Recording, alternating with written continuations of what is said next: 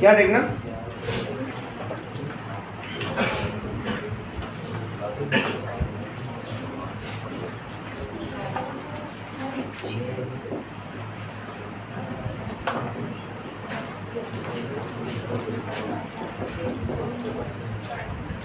त्रिकोणमितीय सारणी।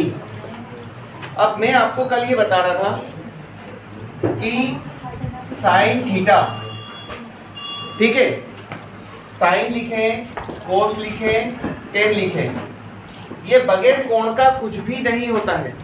इसमें जब तक आप यहाँ पर थीटा या कुछ मान नहीं रख दोगे, है ना, कोण का कुछ मान नहीं रखोगे, तब तक ये साइन कोस कुछ भी नहीं है।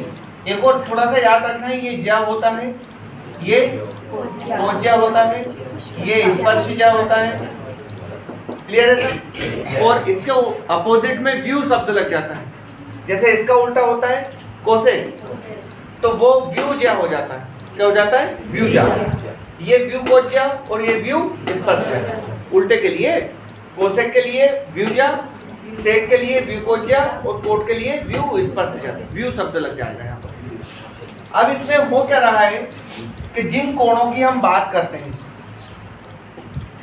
ये कोण होते हैं यहाँ 0 से स्टार्ट होता है ना, ज्यादा आपने देखा है 1 degree, 2 degree, 3 degree, 4 degree, 5 degree, 6 degree, 7, 8, है ना, इस तरीके से बढ़ते जाएंगे। तो हमारा जो चांदा है वो उसमें जो पॉइंट लिखे हुए हैं वो लिखे हैं 10, 20, 30, है ना, बाकी इनके बीच में है। तो ये होता है 0 से स्टार्ट है, यहाँ पर जाकर कहाँ हो जाता है 90, यहाँ आकर 180, यहाँ वापस यदि इसको घुमा दिया जाए तो यहाँ 270 और यहाँ पर 360, ठीक है।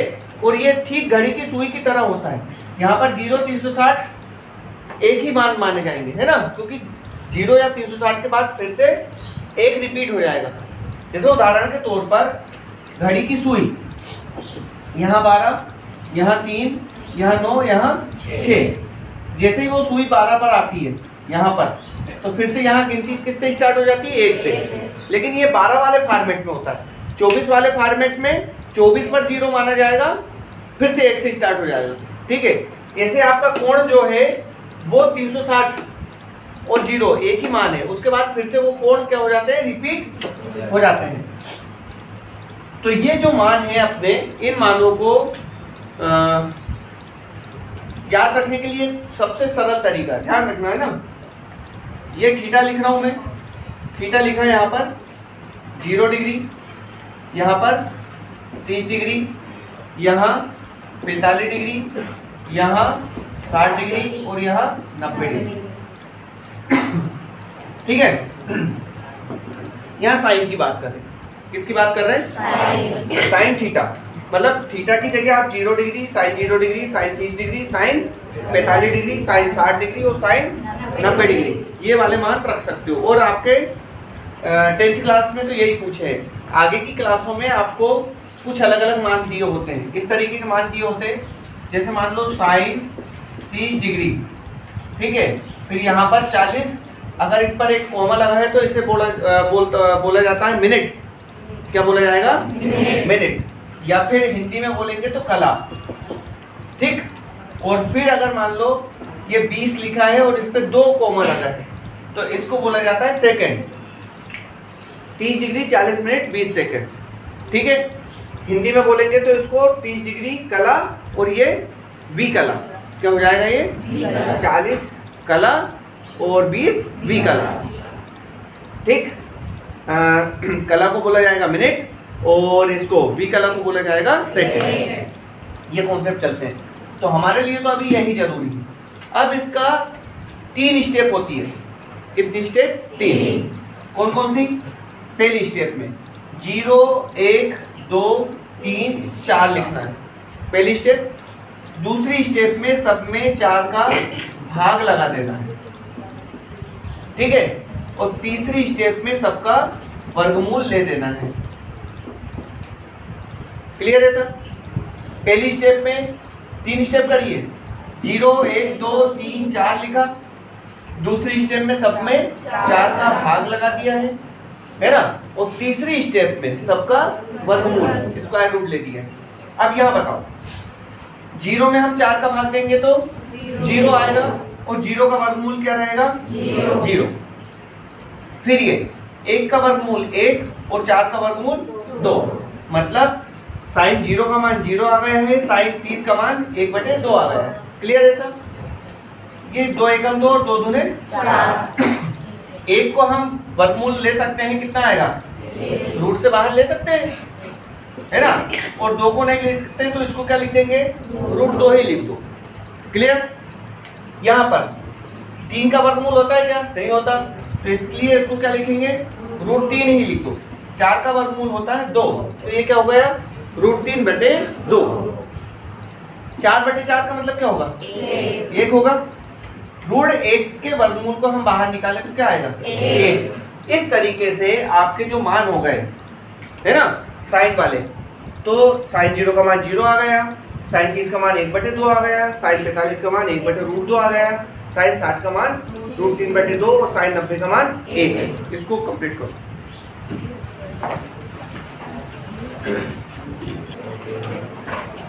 समझना, हम अभी मान निकाल चुके हैं 0 डिग्री, 3 डिग्री, 45 डिग्री, 60 डिग्री और 90 डिग्री। ठीक है? साइन 0 का मान था 0, इसका मान था 1/2, इसका मान था 1/√2, इसका मान था √3/2 और इसका मान था 1। क्लियर? सेकेंड स्टेप में कोस का जब हम मान लिखेंगे तो कोस के मान के लिए आप उधर से लिखना स्टार्ट कर दोगे। कितना लिखोगे? 1, यहाँ लिखोगे √3/2, यहाँ लिखोगे 1/√2, यहाँ लिखोगे 1/2, यहाँ लिख दोगे 0, है ना? साइन का मान अपने को पता था, कोस के मान के लिए हमने उधर से लिखना चालू कर दिया। 1 √3/2, है ना, 1/√2, 1/2 और ये 0।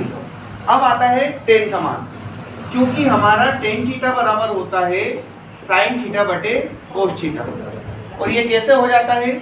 ये ऐसे हो जाता है कि यदि हम साइन थीटा को लिखें तो लंब बटे कर्ण होगा, कोस थीटा को लिखेंगे तो आधार बटे कर्ण। ये लंब बटे कर्ण, इसको ऊपर ले जाएंगे तो कर्ण बटे आधार, कर्ण से कर्ण कैंसिल, ये क्या हो गया? लंब बटे आधार। लंब बटे आधार क्या होता है? Tan theta. आया कि नहीं आया? तो आप टेन थीटा को लिख सकते हो साइन बटे कोस।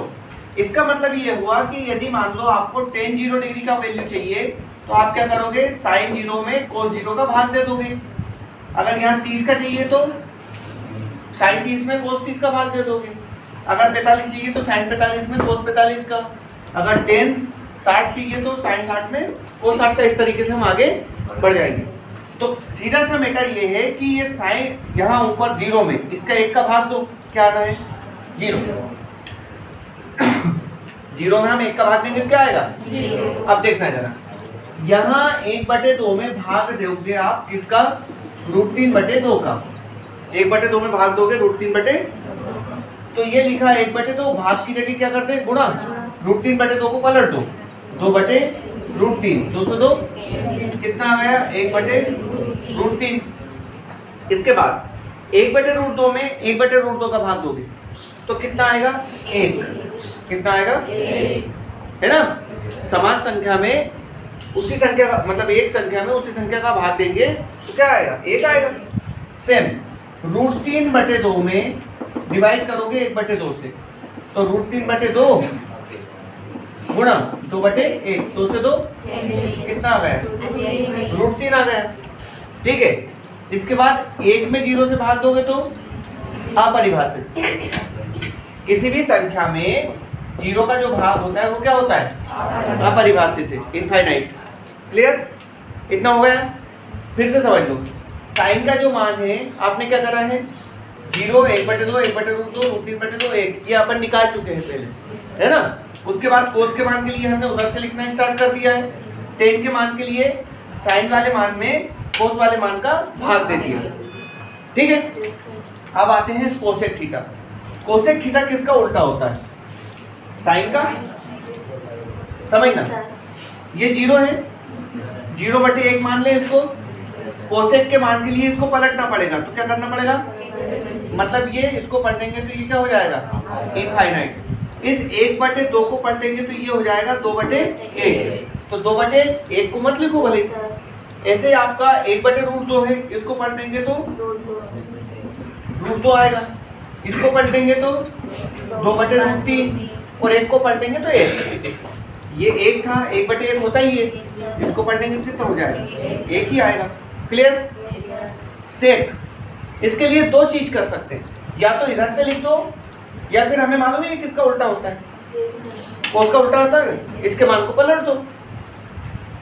दो चीज कर सकते हैं, ये सेक जो है मान एक ही आएगा, मतलब कोस का उल्टा होता है तो इसको पलट दो कोस के मान को, या फिर कोसेक के मान को इधर से लिख दो।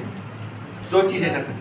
तो हम क्या कर रहे हैं, इसके मान को पलटते जाते हैं। एक को पलटेंगे तो 1, √3/2 को पलटेंगे तो 2/√3, इसको पलटेंगे तो √2, इसको पलटेंगे तो 2, 0 को पलटेंगे तो इनफाइनाइट, 0 को पलटेंगे तो अभी मैंने पलट कर बताया था ना 0/1 हो गया था, मतलब सॉरी 0/1 को पलटा था तो 1/0, तो इसको भाग देंगे तो इनफाइनाइट। अब आता है कोट। कोट के मान के लिए भी दो चीजें कर सकते हैं, या तो आप 10 के मान को इधर से लिखना चालू कर दो या फिर 10 के मान को पलट दो, है ना, यहीं से। तो 0 को पलटेंगे तो अपरिभाषित, ये 1/√3 को पलटेंगे तो √3/1, 1 को पलटेंगे तो 1, इसको पलटेंगे तो 1/√3 और इनफाइनाइट को पलटेंगे तो 0। ये आपके वैल्यू हो गई, है ना। तो बहुत सरल है, जब अपन करेंगे तो ऑटोमेटिकली हो जाएगा वो।